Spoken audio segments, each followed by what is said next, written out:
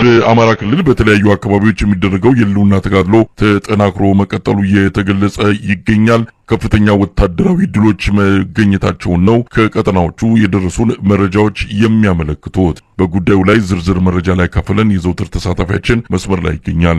በምዕራብ ጎንደር ዞን መተማ ወረዳ ሁለተኛ ከተማ በሆነችው መተማ ዮሐንስ ከተማ ላይ የፋኖ ኃይሎች በከተማዋ ሶስት ዋና ዋና መግቢያ በሮች ጎንደር በር፣ አዲስ ዓለም በርና ጋላባት በር በሚባሉት የከተማዋ መግቢያ በሮች ላይ ከፍተኛ ጥቃት በመፈጸም በአገዛዙ ጦር ላይ ወታደራዊ ኪሳራ ማድረሳቸውን ዛሬ ማምሻውን የደረሰን መረጃ ያመላክታል። በተለይ የሚኒሻና አድማ ብተና ኃይሉ ከመከላከያ ጋር አብሮ ከፍተኛ ውጊያ እያደረገ የዋለ ቢሆንም የፋኖ ኃይሎች በእነዚህ በዋና ዋና መግቢያ በሮች ላይ በሶስት አቅጣጫ በተመሳሳይ ሰዓት ጥቃት በመፈጸም በአገዛዙና በሚኒሻ እንዲሁም በአድማ ብተና ኃይሉ ላይ ጥቃት መፈጸም መቻላቸውንና በተደረገው ውጊያም ከ24 በላይ ወታደሮች ሲቆስሉ 18 በላይ የመከላከያ ሰራዊት አባላት መገደላቸውን ለማወቅ ተችሏል። ጥቃቱን የፈጸመው አጣና ዋሴ እና ካራማራ ክፍለ ጦሮች በጋራ በመሆን ነው። በዚህ ከተማ ላይ በጣም የሚገርመው ነገር የአድማ ብተናና የሚኒሻ ኃይሎች ሸሽተው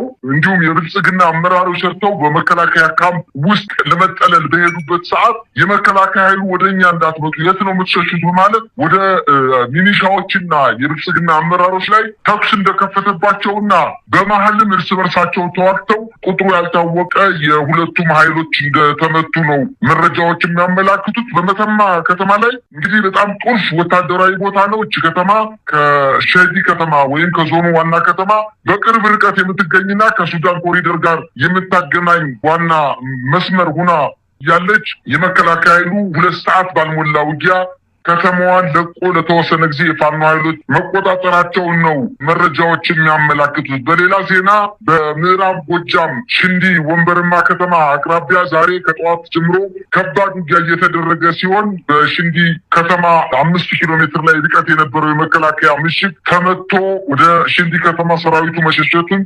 መረጃዎች ያመላክታሉ። በትናንትናው ዕለት እንዲሁም በስናን ወረዳ በተደረገው ውጊያ የአማራ ፋኖ ህዝባዊ ድርጅት በላይ ዘለቀ 206ኛ ኮር የተገኘውን ድል ዛሬ ሙሉ በሙሉ በቁጥርና በአሃዝ አስደግፎ አውጥቷል። ከ100 በላይ የመከላከያና በአጠቃላይ የአህመድ አገዛዝ ጥምር ጦር ከ100 በላይ እንደተደመሰሰና በርካታ ኃይሎች በፋኖ ቁጥጥር ምርኮ እንደተያዙና የነፍስ ወከፍ መሳሪያዎችም እንዲሁ በቁጥጥራቸው ስር ማድረጋቸውን አስታውቀዋል። በሌላ ዜና እንዲሁ በወሎ ቀጠና ዛሬ በደቡብ ወሎ ድላንታ ወረዳ ወገልጤና ከተማ ላይ ሰፍሮ የሚገኘው የአገዛዙ ጦር ላይ ጥቃት ተፈጽሞ ከባድ ጉዳት መድረሱን መላክቷል። እንዲሁም በሰሜን ወሎ ጃሮታና ኮልቦ በተባሉ ቦታዎች ላይ በተደረገው ውጊያ ከፍተኛ ትንቅንቅ ሲደረግበት የዋለ ቦታ ነው። በዚህ ውጊያ የአገዛዙ መከላከያ ከባድ መሳሪያ ሽፋን በመስጠት የአድማ ብተናና የሚኒሻ ኃይሎችን ወደፊት አስቀድሞ በኋላ የከባድ መሳሪያ ሽፋን በማቆሙ በሚኒሻና በአድማ ብተና እንዲሁም በፖሊስ አባላት ላይ ከፍተኛ ውድመት እንደተፈጸመ መረጃዎች ያመላክታሉ። በዛሬው ዕለትም እንዲሁ በሰሜን ሸዋ ቀጠና ደቡብ አማራ አሳምነው እዝ በአማራ እና በኦሮሚያ ክልል አዋሳኝ በነበረው የአገዛዙ ጦር ካምፕ ላይ በጋራ ሰፍሮ በነበረው የአገዛዙ ጦርና የኦሮሚያ ልዩ ኃይል ላይ ጥቃት ከፍተው ከፍተኛ ጉዳት ማድረሳቸውን ተመላክቷል። የኃይለ ማርያም ማሞ ክፍለ ጦር ሐሙስ ገበያ በተባለች ቦታ አቅራቢያ ዘጎዶ ኪዳነ ምሕረት አካባቢ ጥቃት በመፈጸም ከፍተኛ ድል ማስመዝገባቸውንና ለዚህም በዋነኝነት ወደ ኦሮሚያ ድንበር ገብተው ማጥቃት የፈጸሙት ከዚህ በፊት ለበርካታ ጊዜ ከኦሮሚያ ክልል አዋሳኝ ቦታዎች ላይ የመከላከያ እና የኦሮሚያ አድማ ብተና ወደ አማራ ክልል እየገባ የፋኖ ኃይሎችን ለማጥቃት ሙከራ እያደረገ በአንዳንድ ቦታዎችም ላይ የተወሰነ የደፈጣ ጥቃት በመፈጸም ጉዳት በማድረሱ ያንን በቀል ለመፈጸም እንደሆነ አመላክተዋልኝ። ይህ በእንዲህ እንዳለ በደቡብ ወሎ ዞን የዋድላ ወረዳ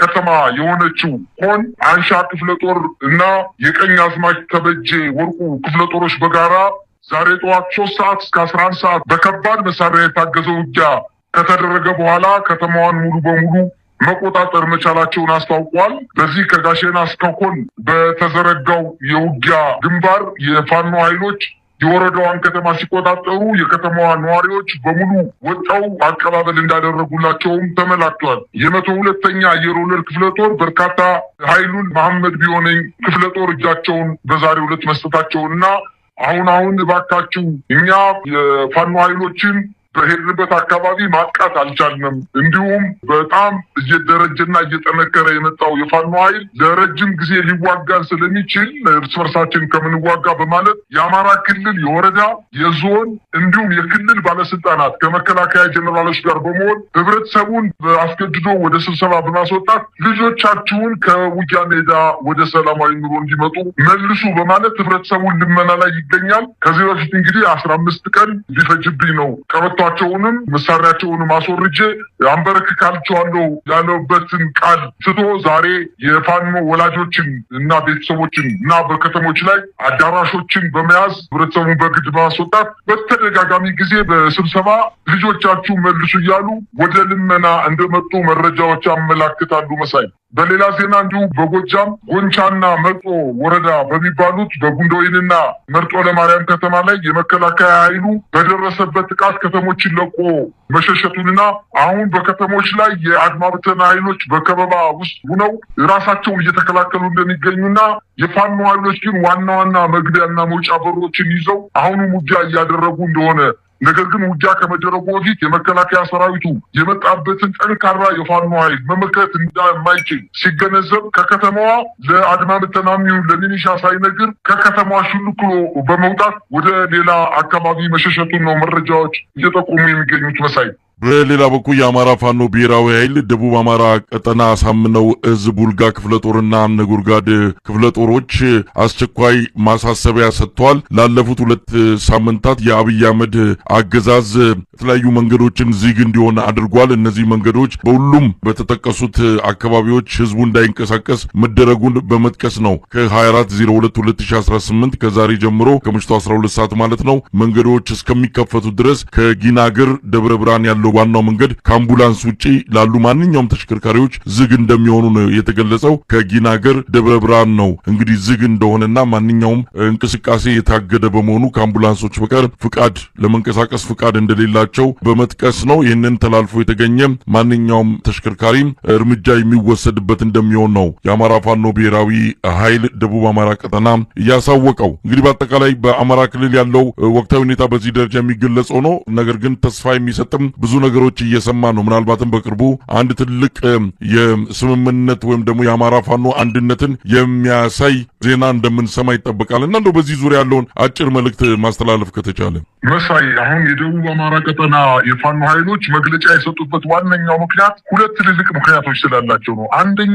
ዋነኛው ምክንያታቸው የመከላከያ ሰራዊቱ እየፈረሰ ስለሆነ የራሳቸውን ወታደሮች በመኪና በመጫን ከከተሞች በመውጣት በህብረተሰቡ ላይ ከፍተኛ የሆነ ዘረፋ በመፈጸማቸው ይሄንን የፋኖ ኃይሎች በመገንዘቡ ህዝቤን አላዘርፉም በማለት የመኪና እንቅስቃሴ ከተደረገ እመታለሁ በማለት ነው መግለጫ የሰጠው። በሁለተኛ ደረጃ ጥቃት ለመሰንዘር የመከላከያ ኦራሎችን ወይም የመከላከያ ተሽከርካሪዎችን ተጠቅመው እንቅስቃሴ ሲያደርጉ በርቀት በአርፒጂ በትልልቅ መሳሪያዎች በቡድን መሳሪያዎች እየተመቱ በመሆኑና የመንግስት መኪኖችን ትተው የግለሰብ መኪኖችን አውቶቡሶችን፣ ሲኖትራኮችን ወይንም ሌላ የተለያዩ ሸልቶ መኪኖችን በመጠቀም ሲቪል በመምሰል ወደ ተለያዩ ውጊያ ቀጠናዎች መከላከያ ማበተናና ሚኒሻ ኃይሉ እንቅስቃሴ እያደረገ ጉዳት እንዳያደርስባቸው ለማድረግ ማገዳቸው ከፍተኛ የሆነ ወታደራዊ ጠቀሜታ ስላለው ነው ያደረጉት። አንደኛ ህዝባቸውን ለመከላከል ነው። ሁለተኛ ደግሞ መከላከያው እንዳያጠቃቸው እነሱ ወደ ማጥቃት የሚሄዱ ከሆነ